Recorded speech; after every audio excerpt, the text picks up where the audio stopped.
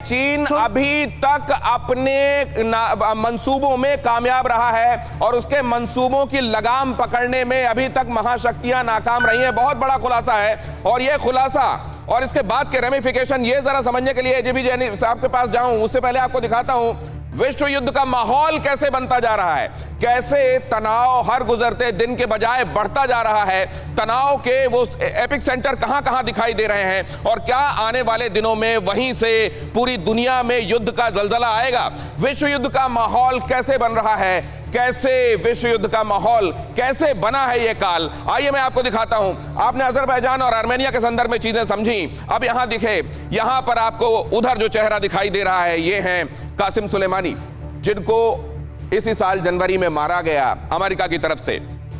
वहां की ईरान की रेवोल्यूशनरी गार्ड के मुखिया, कुर्द फोर्स के कमांडर और जो हमास हिजबुल्लाह को सीरिया में बशर अल असद को समर्थन देते रहे, यूएई, सऊदी, इजराइल और अमेरिका के दुश्मन बन गए। अमेरिका के प्रतिबंधों के बावजूद ईरान को ताकतवर रखा। ईरान के सर्वोच्च धार्मिक नेता आयतुल्लाह खमेनी के बाद देश के सबसे लोकप्रिय नेता रहे और उन्होंने जाहिर है उनको सबसे बड़ा आतंकवादी मानते हुए जब ड्रोन से मार गिराया गया उसके बाद ईरान और अमेरिका के बीच तनाव का एक दूसरा चैप्टर खुल गया।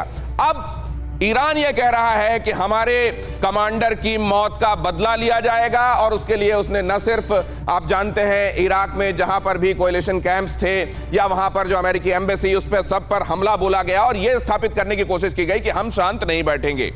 दूसरा तनाव का पॉइंट मैं आपको दिखाता हूं। यहां आपने ईरान वाला मसला समझा, ईरान और अमेरिका के बीच में जो चल रहा है वो आपने समझा और वो किस तरीके से आने वाले दिनों में और ज्यादा अभी सिर्फ सिमर कर रहा है, खदबदा रहा है। दूसरी जगहों पर जो घटनाएं हो रही हैं वो जाहिर है अभी सेंटर स्टेज में दिखाई दे रही हैं, लेकिन कभी भी यहां पर कुछ भी हो सकता है। ईरान की बार बार की धमकी कि हम बहुत बड़ा नुकसान करेंगे और ट्रंप कह रहे हैं कि हम 1000 गुना बड़ा नुकसान वापस देंगे आपको। इजराइल ईरान के बीच में भी चीजें चल रही हैं।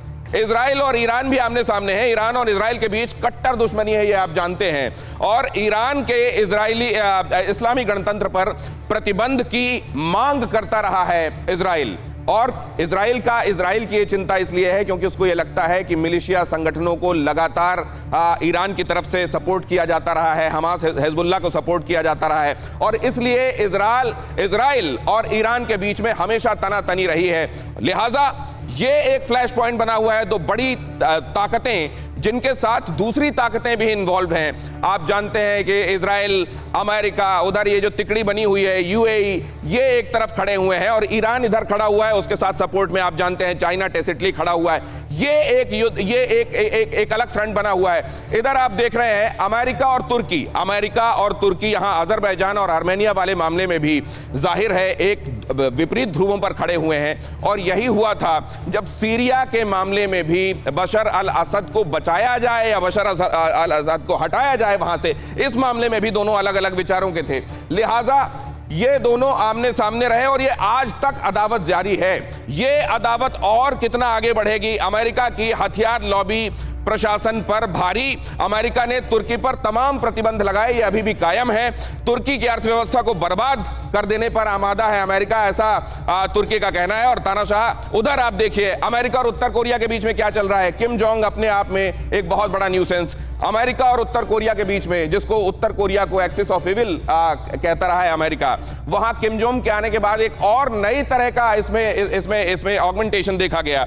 न्यूक्लियर मिसाइल टेस्ट करने की खुली धमकी किम जोंग उनकी तरफ से दी जा रही और उधर से ट्रंप ये लगातार कहते रहे कि अगर ऐसा होगा तो फिर बहुत बड़ी तबाही आएगी। अब ये तबाही अगर इधर से आएगी तो आप देख रहे हैं बाकी जगहों पर भी तो पहले ही आग लगी हुई है, तो कई जगह ऐसी बनी हुई हैं। उत्तर कोरिया के संदर्भ में ये भी उन्होंने कहा किम जोंग उन ने कि हम क्रिसमस का तोहफा देंगे। लोगों ने ये समझा कि न्यूक्लियर टेस्ट करने वाले हैं, मिसाइल टेस्ट करने वाले हैं, क्या ऐसा करने वाले हैं। वो इस तरीके से अनप्रिडिक्टेबल है। किम जोंग उन के संदर्भ में बात कर रहा हूं और ट्रंप जाहिर है उनकी इस बात को बर्दाश्त नहीं कर रहे हैं। अब ये आगे कौन सा अध्याय लिखा जाएगा, चुनाव के पहले, चुनाव के बाद, इसमें क्या होने वाला है। अमेरिकी चुनाव के संदर्भ में मैं बात कर रहा हूं और इधर जो आप देख रहे हैं अमेरिका और चीन के बीच में, जैसा मैंने आपको बताया, ट्रेड वॉर तो चल ही रहा है। कोविड की वजह से रिश्ते और खराब हो गए हैं। पूरी दुनिया के साथ चीन के रिश्ते खराब हुए हैं और उसमें सबसे ज्यादा जिसके साथ ठनी है, वो भी सुपर पावर बनने की होड़ के चलते, वो ठनी है अमेरिका के साथ। अब ये तनाव किस और हद तक जाता है। उइगरों के संदर्भ में, ह्यूमन राइट्स के वायलेशन के संदर्भ में अमेरिका ये कहता रहा कि हम ये होने नहीं देंगे और वो डंके की चोट पर चीन ये करता रहा।